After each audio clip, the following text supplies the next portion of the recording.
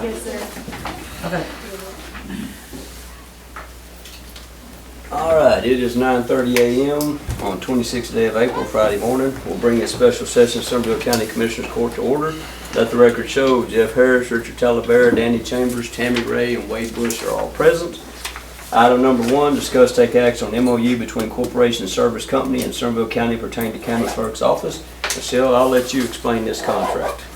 So the reason for this item on the agenda is so that the county clerk's office can begin e-recording in the new OPR system, which is the official public record system. And so it's going to allow us to electronically accept recordings.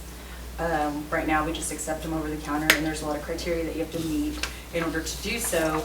There are only 7 entities that can e-record just to prevent fraud, because that is very prevalent right now. But anyway, I am asking the court to approve me entering into contract with CSC today.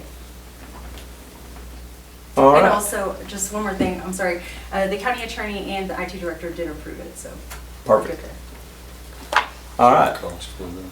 There is no cost, it is all, the customer will pay any fees associated. Do I have a motion to move forward with the agreement between CSC and Somervell County? I'll make that one. I'll second. I have a motion by Richard, I have a second by Wade. Any further questions, comments, or issues? How you doing, Hannah? Good, how are you? Good. All in favor of said motion? That's 5 for, 0 against.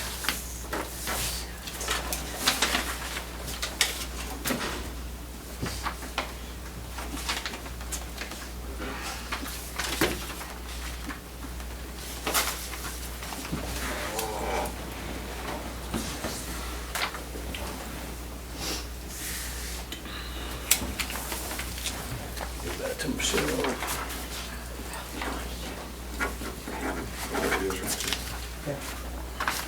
All right, item number 2, discuss take action to revise policies pertaining to RV parks. Jeff, I believe that's yours. Yes, sir, thank you.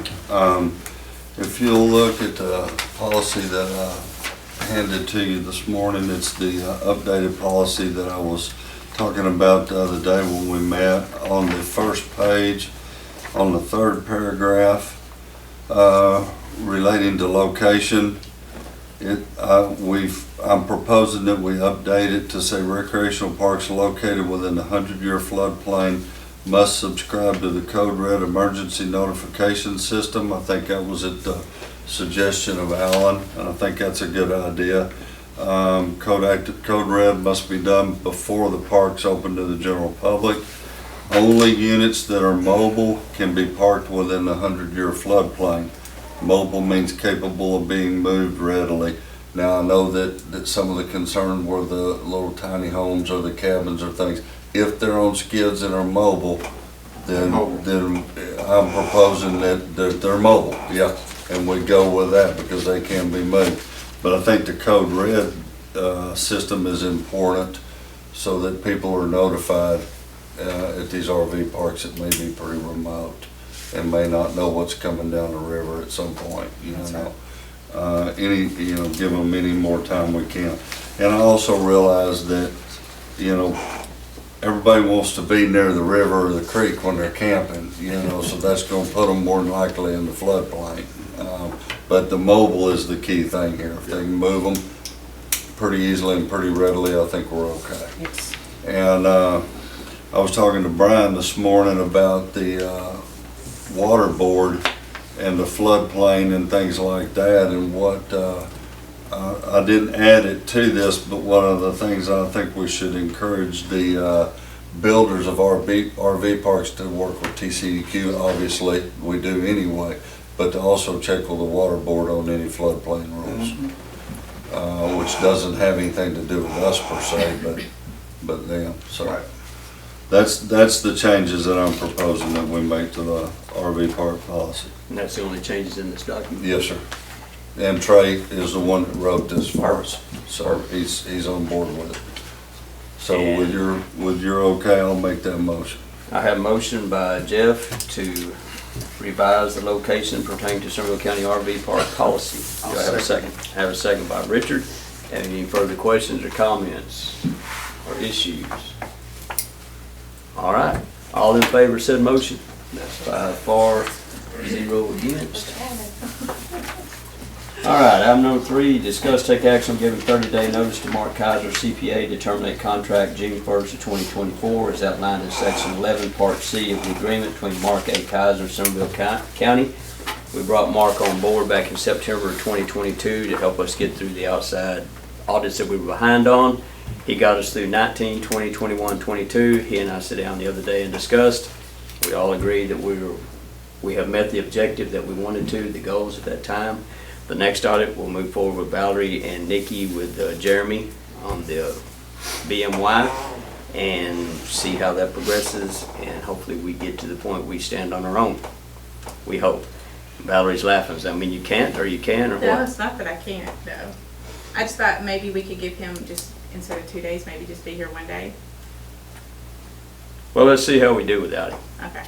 And we may not get a second, we may not get a vote, so if we don't, then he'll still be with us month by month. I make the motion that we terminate the contract as of June the 1st, 2024 with Mark A. Kaiser. Do I have a second? Second. I have a second by Wade. Any further questions, comments, or discussion? All in favor of said motion? That's 5 for, 0 against, and I'll get the letter put together, prepared, and get it to him Monday, so they'll be well beyond the 30 days. He said we didn't actually have to do that, but I wanted to do it through the court, just like what the contract says. Yes, follow the contract. So that's what we do. How we doing, Trey? Good, sorry to handle the criminal matter. No problem. As long as it wasn't on one of us, apparently it It wasn't. wasn't, we're good. We're good. All right. Everybody's safe. Item number 5, pay county bills. We don't have budget Oh, I'm sorry. transfers. I'm sorry. Item number 4, approve budget transfers. There are none. There are no budget transfers, no action be taken. So now number 5, pay county bills. We have $788,435.76 in payables, and payroll and insurance is $646,711.96. Would you mind reading that first number again, Nikki? I didn't write that one down.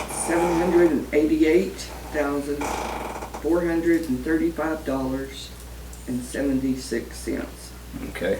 And Judge, if I can You bet. comment on that. You bet. A large portion of that, Very large portion. just so folks understand, is that's our communication system Yes. that we've allocated money for, and I've confirmed with Jeff Haynes back there that it's on schedule and on progress and moving like it's supposed to. Yes. So that number seemed awfully high, and folks understand that that's almost 700,000 of it is for the new communication equipment that we had. $692,000. Yeah. $692,039 to be Is this exact. first time we paid?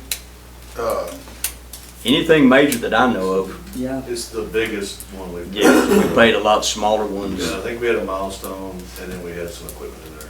This has been the first one that has, that out of that 2 million we allocated, has really been a big hit. Right. I'll make a motion to pay our bills. I have a motion by Wade. Do I have a second? I'll second. I have a second by Tammy. Any further questions or comments on our bills? Issues?